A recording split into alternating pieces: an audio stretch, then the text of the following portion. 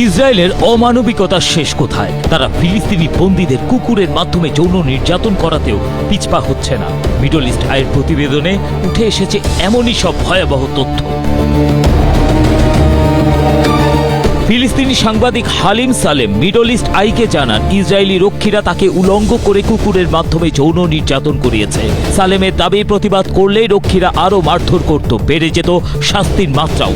তিনি আরও জানান, ইসরায়েলের জাতীয় নিরাপত্তা মন্ত্রী বেন গাভির নিজে উপস্থিত থেকে কারাগারে এই ধরনের নির্যাতন তদারকি করেছেন এবং বন্দীদের উপরে হামলার সময় তাকে হাসতে দেখা গেছে।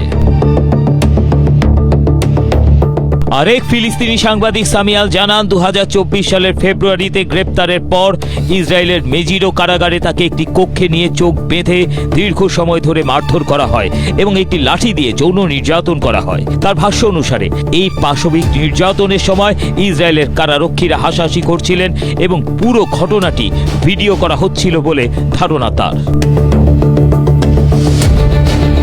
জাতিসংঘের পক্ষ থেকে ইসরায়েলের জেলগুলোতে বন্দীদের উপর সুপরিকল্পিত নির্যাতনকে রাষ্ট্রীয় নীতি হিসেবে অভিহিত করার পর এই নতুন সাক্ষ্য বিশ্বজুড়ে তোলপাড় সৃষ্টি করেছে। ব্রিটিশ সংবাদ মাধ্যম বিবিসিকে দেয়া এক সাক্ষাৎকারে দুই ফিলিস্তিনি নাগরিক তাদের উপর চালানো পৈশাচিক নিগ্রহের বিবরণ দিয়েছেন। 2023 সালের 7 অক্টোবরের পর থেকে ইসরায়েলের মেগিদ্দো ও সদেতিমান কারাগারগুলোতে বন্দীদের উপর পদ্ধতিগত যৌন সহিংসতা চালানো হচ্ছে বলে মানবাধিকার সংগঠনগুলো দাবি করছে।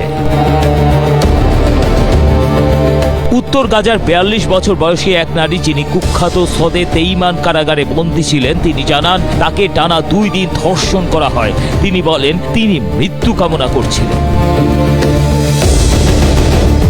ইউরোমেডের একজন ফিল্ড গবেষক খালেদ আহমেদ গণমাধ্যমকে বলেন, এই ঘটনাটি বিশেষভাবে মর্মান্তিক কারণ এটি পরিকল্পিত অপমানের সাথে যুক্ত হয় শারীরিক, মানসিক এবং নৈতিক প্রায় সব ধরনের নির্যাতনের একটি সম্মিলিত রূপ।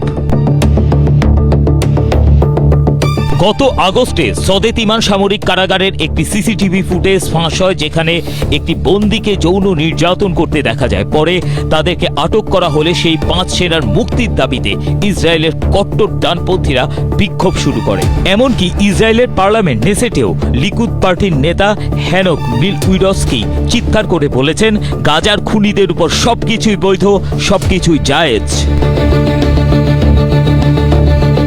এক জনমত জরিপে দেখা গেছে, অধিকাংশ ইসরায়েলি নাগরিক মনে করেন গাজার বন্দীদের উপর নির্যাতন চালালেও সেনাদের বিরুদ্ধে কোনো তদন্ত করা উচিত নয়। এদিকে ইসরায়েলি কারা কর্তৃপক্ষ এইসব অভিযোগ অস্বীকার করলেও জাতিসংঘের সাম্প্রতিক রিপোর্ট বলছে, ইসরায়েলের জেলগুলোতে বন্দীরা এখন কার্যত জমপুরিতে বাস করছে।